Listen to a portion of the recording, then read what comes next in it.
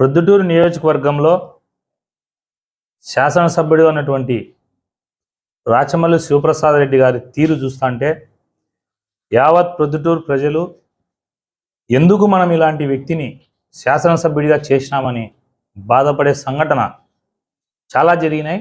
నిన్న ఎగ్జాంపుల్కు మళ్ళా ఒకటి జరిగింది. నేనేమంటానా అంటే త్వరలో మాజీ ఎమ్మెల్యే కాబోతున్న రాచమల్లు ప్రసాద్ రెడ్డికి తాను ఏం చేస్తున్నాడో, చట్టం ఏందో, తన శాసనసభ్యుడిగా తన విధులేందో, శాసనసభ్యుడు చేయవలసిన పనులేందో కూడా ఆయనకు అర్థం కావడంలే. నిన్న సెబ్ ఆఫీస్కు పోయినాడు, స్పెషల్ ఎన్ఫోర్స్మెంట్ బ్యూరో. ఎవరు పెట్టినారు అది? జగన్మోహన్ రెడ్డి గారు ముఖ్యమంత్రి అయిన తర్వాత ఒక వ్యక్తి 3 బాటిళ్ళ కంటే ఎక్కువ బాటిళ్ళు కలిగి ఉంటే అతనిపైన కేసు రిజిస్టర్ చేయండి, ఒక మనిషికి 3 బాటిల్స్ పర్మిషన్ అని పెట్టినారు. ఆ రోజు ఆ చట్టం చేసినప్పుడు శాసనసభలో ఈయన సభ్యుడు. ముఖ్యమంత్రి గారి నిర్ణయం అది, లేదా ఆయన పార్టీ నిర్ణయమో లేకపోతే ఆయన సలహాదారుల నిర్ణయమో, ప్రభుత్వము ఒక పాలసీ తెచ్చింది. ఆ పాలసీని వ్యతిరేకిస్తూ ఎమ్మెల్యే మాట్లాడతాడు. ఈరోజు నేను ఎమ్మెల్యే గారిని సూటిగా ఒకటి అడుగుతాడా.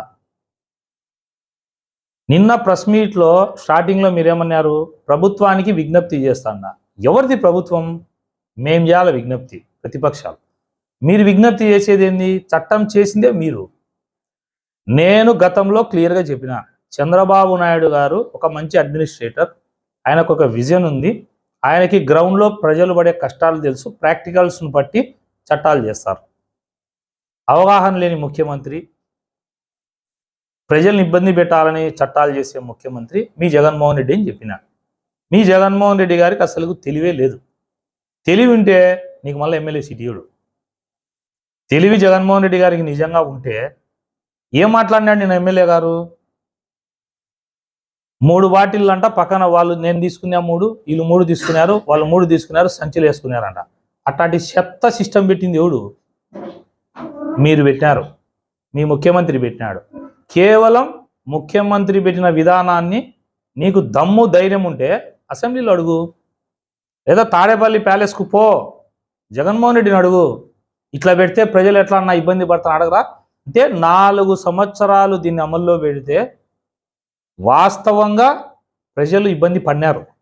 అది మేము ఎప్పుడో చెప్పినాం, ఈ సిస్టమే తప్పు, ప్రభుత్వమే మద్యం షాపులు నడపడం తప్పు, తర్వాత ఈ రూల్స్ తప్పు అని. ఇప్పుడు ఈయనకు మెలక వచ్చింది. 4.5 సంవత్సరం నుంచి ఏడున్నావు నువ్వు. ఈరోజు వచ్చి 3 బాటిళ్ళు కంటే ఎక్కువ కలిగింటే స్టేషన్లో ఒక్కసారి ప్రొద్దుటూరు నియోజకవర్గ ప్రజలు ఆలోచన చేయండి. ఒక ఐపీఎస్ ఆఫీసర్ని ఆయన మాట్లాడే మాటలు ఏంది? ఎస్పీ కాకుంటే ఏంది ఇది? మా శాసనసభ్యుడు, మా ఎమ్మెల్యే రాచమల్లు ప్రసాద్ రెడ్డి ఏడన్నా రాష్ట్రంలో కాదు, ఇతర ఊర్లకు పోయినా, పక్క ఊర్లకు పోయినా ఊరి పేరు ఎందుకు చెడగొడతావు? నీకు పదవి ఇచ్చిన స్టేషన్లో అధికారులను మాట్లాడతాడు, ఊగిపోతాడు, రొమ్ములు ముందుకు వస్తాయి, బల్లలు గుద్దుతాడు. ఏంది పౌరుషము? దేనికోసం ఇది? ఈ పౌరుషము ఏదన్నా ప్రొద్దుటూరు ప్రజలకు ఉపయోగపడే దాని మీద పట్టినావా? మద్యం బాటిళ్ళు కలిగి ఉండడము 3 కంటే ఎక్కువ అని తెచ్చింది ఎవరు? ఎమ్మెల్యే గారు జవాబు చెప్పాలా. రెండవది, అధికారుల తప్పేంది? మీరు ఏ రూల్ పెట్టినారో ఆ రూల్ ప్రకారం వాళ్ళు పని చేస్తున్నారు. నేను అడుగుతానా, ఐపీఎస్ ఆఫీసర్ల సంఘం ఉందా, లేకపోతే పోలీస్ సంఘం ఉందా? ఒక ఎస్పీ గారిని స్టేషన్లో, పోలీస్ స్టేషన్లో పోయి మాట్లాడుతా అంటే మీరేం చేస్తున్నారు? నేను ఇప్పుడు అడిషనల్ ఎస్పీ గారి దగ్గరికి పోయి నేనే కంప్లైంట్ చేస్తున్నా, ఎమ్మెల్యే గారి పైన కేసు రిజిస్టర్ చేయాలా, ఎమ్మెల్యే గారితో పాటు ఉన్న వ్యక్తులపైన కేసు రిజిస్టర్ చేయాలా. దౌర్జన్యంగా ప్రభుత్వ కార్యాలయంలోకి పోయి ప్రభుత్వ అధికారులను తిట్టి ఎస్పీ గారిని తిట్టడం తప్పు. ఎవరైనా సరే, అది ఒకవేళ ఆయన ఎస్పీ గారు ఐపీఎస్ చదివినాడు నేను మాట్లాడట్లే, సాటి మనిషిగా ఒక మనిషిని నువ్వు మాట్లాడే మాటలు ఏంది? నేను ఇవాళ సర్కిల్ ఇన్స్పెక్టర్లకు, ఎస్ఐలకు, సబ్ డివిజన్ ఉండే వాళ్ళకి చెప్తానా, గతంలో పనిచేసిపోయిన వాళ్ళు పాముకు వీళ్ళు పాలు పోసినారు. నేను మళ్ళా చెప్తాను, ఆ పాము మిమ్మల్నే కాటేస్తుంది. ఒక్కసారి ప్రొద్దుటూరు సబ్ డివిజన్ ఉన్నటువంటి పోలీస్ ఆఫీసర్లు, హోంగార్డు స్థాయి నుంచి ఉన్నటువంటి అందరూ సర్కిల్ ఇన్స్పెక్టర్ల ఆఫీసర్ల వరకు రిక్వెస్ట్ చేస్తాడా, ఇప్పటికైనా మీరు ఎమ్మెల్యే చెప్పిన పనులు కాకుండా చట్టానికి లోబడి పనిచేయండి. చూసినారా ఎమ్మెల్యే గారి నిజస్వరూపం. పోలీస్ టీములు ఏమైనాయి? నన్ను అరెస్ట్ చేయనీకి 6 మంది ప్రత్యేక టీములు వేసినామని చెప్పినారు. ఈరోజు 6 టీములు ఏం చేస్తున్నారు పొద్దుటూరులో? అంటే ఎమ్మెల్యే గారు ఎస్పీ గారిని మాట్లాడితే ఇక్కడ ఉండే ఆఫీసర్లు ఎవరికి చలనం రాదా? మాట్లాడరా వాళ్ళు?